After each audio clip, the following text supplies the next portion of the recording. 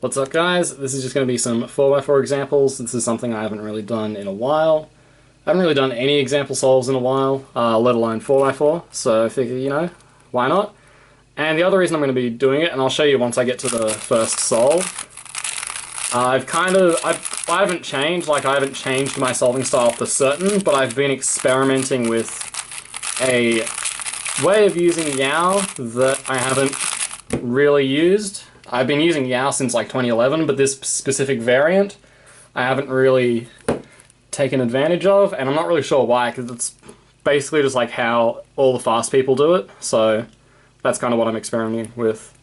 The other thing is I've been practicing predicting first two centers in inspection, and this isn't as recent, but I also switched to color neutrality probably sometime between the last time I did a big cube example solve.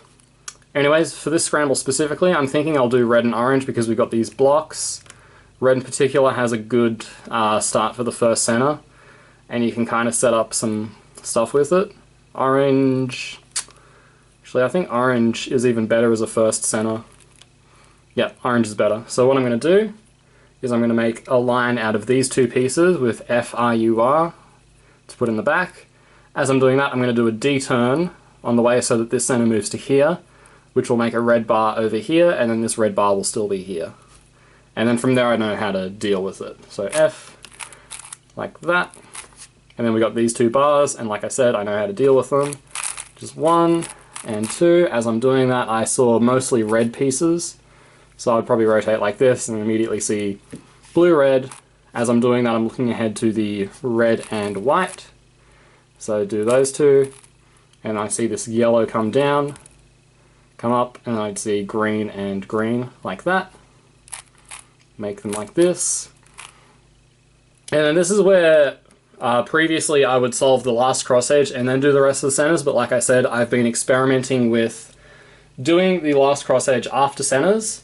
Basically just after I talked to Kieran and some other people at Worlds about big cubes and what they do for Yao. So yeah, I would go straight into centers, I would see green and white. I'd probably start with green like that, see that. And I know that yellow needs to go here next, so noting these two pieces, I would probably just put them in straight away. Notice this, I know blue's going to be next, so I've got those two on the bottom. And then I would set blue up like that, and then R, U to R prime. As I'm doing that, I'm looking for my last cross edge. I'd probably U prime immediately, but if I was being smart, I would note this wing piece here, and then I would just hedge it in. And I guess I should mention why I've been trying this variant. So the reason I've been trying this variant is I've always done, when I first initially did Yao, I would do this last cross edge after centers on the left, and then eventually I switched to doing the last cross edge before centers, and one way I've never done it is doing the last cross edge on bottom. Now, why I think this might be good, and this was pointed out to me by, I think it was Paris who posted about it in CF. Basically, when you do your last cross edge on bottom without doing it during centers, which can be a bit problematic, is you can look ahead into edge pairing really easily. And I'll just give you an example out here. Like I'm doing this cross edge with DFD, which is pretty easy to do. And as I'm doing that, I can very easily see where all these edge pieces are moving, and I can see right away this is going to be my first edge. These two green and yellow edges. And then these two, the blue and orange, as I'm doing that, these two. And then just chain pairing from here, these two, this and this. And then as I'm doing that, I know I can immediately go into this. And then these two. And then 3x3 stage, this pair. And then I'd multi-slot this one, like so. As I'm inserting this, I know this is going to be a good case. And then I'm going to get parity. So sometimes I like to do parity during last slot. I don't know if this is an example of where it'd be good, but I might end up just doing all parity right now, for example. And the main reason I like it is because I can do a lot more influencing of my last layer. I can get VLS more often, I can get ZBLS more often. And just there, I did the edge control, for example. And now we've got this ZBLL plus parity, so we've got two twisted corners and these two swap. basically just do PLL parity and then get a ZB. I would do this, and then get this ZB. And that's it for the first solve. I'm going to be doing hand scrambles for these because I'm a mean person. I don't want you to have scrambles to follow along to. I also just forgot. I'm sorry.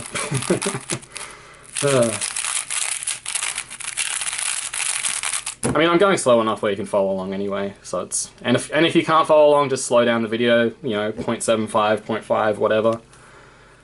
This scramble is only one block on green, so slim-ish pickings. And then for predicting first two centers, I would see these two would be my first bar on top. So I'll explain my solution for green first. It's going to be a D prime to put this on the left, then F prime, and then fat R, U prime, fat R2.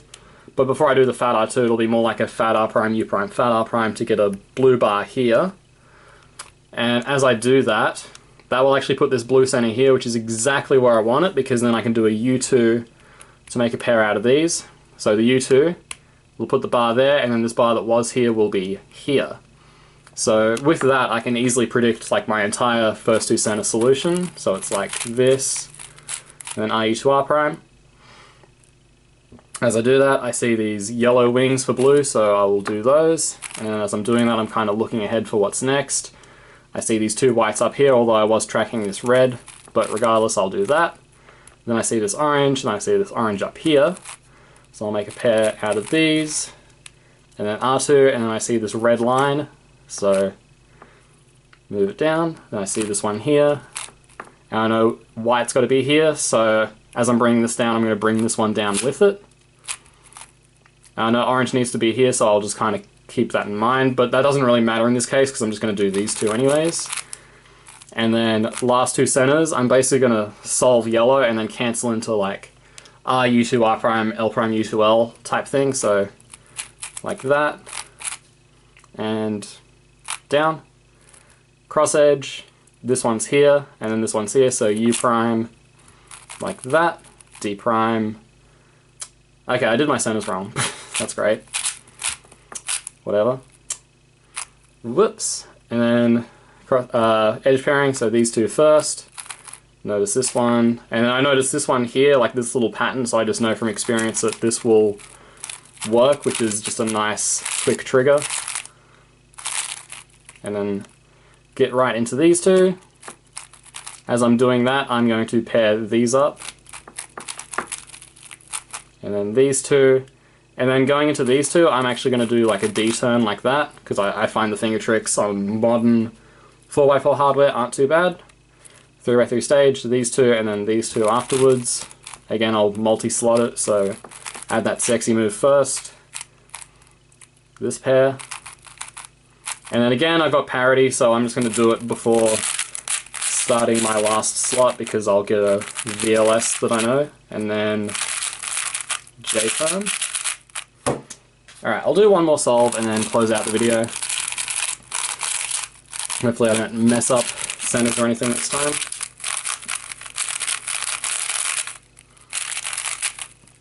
And I'll try and set something difficult up. Okay, that's good.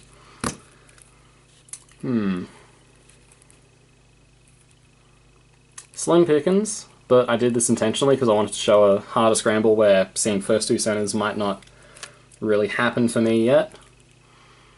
So I'm going to do orange first, and then as I do it, I'm going to set up a bar on top of these two and then try to track these two. So the center solution is going to be like B prime R, D to get that little orange bar on the left, and then U, R prime, F prime, R prime, which I will focus camera, whatever, which I will then cancel into L prime, U to L to get these two. And then I'll do an L2 because this center is going to get here, which is not where I want it. So then L2, wide U2 will give me a bar here. And that's probably all I would plan in inspection. I'll just kind of like wing the ending, at least at this point. But yeah, let's do it. So B prime, R gets that, D, U, R prime, F prime, and then cancel into that. And then remember L2, U2, and then here, like I said, I was just going to wing it. You know, close enough, pretty good I would say. Cross edges, these yellow ones stand out. As I'm doing that, these green ones here also stand out. And then here I see nothing, there's like one red up here. So So if I do X prime, I'll see everything. And then 2 whites.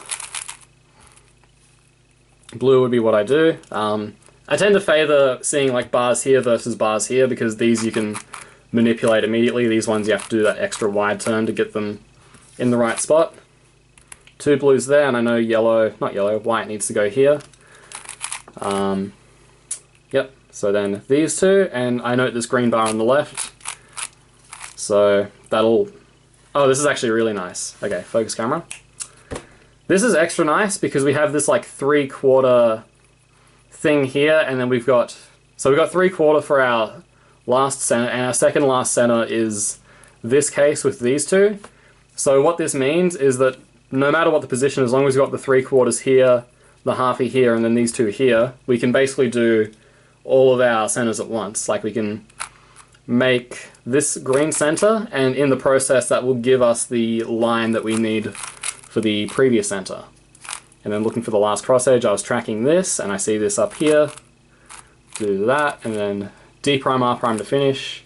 And then as I'm doing that, I see this edge, so I just bring it down, because it gives me it just means I have less work to do for this step. So slice, this is already done. Do these 2, and then cancel into these. And then I also note the green and white edge there as I rotate over. Then I see these 2, noting the orange and blue. And then here, instead of hedging this in and then getting a 2 swap for the end, I would actually insert this the wrong way on purpose, which will leave us a 3 cycle, which is better. And from here, instead of like flipping this edge and then doing a 3 cycle, I would just insert this edge so that they can make a pair like that. And then insert this one here, and just makes the edges slightly more efficient. Now 3x3 stage, insert that pair, these 2, nice little rotationless thing, these 2. And then I'm going to get parity, but I think it's better to just do the pair first here. And then parity, and then I'm going to get a ZB, hopefully. There we go. Alright, so that's been a couple example solves. Let me know if you want any more 4x4 related content. Obviously 3x3 has always been and still is my main event at the moment, so I'm not practicing it all the time, but I am dabbling a little bit, especially recently since I've had more coaching inquiries about 4x4, so I figured it would make sense to just know more about the event. So if you want more content from my end specifically, let me know. And that's all I got for this one. Thank you for watching, and I'll see you in the next one.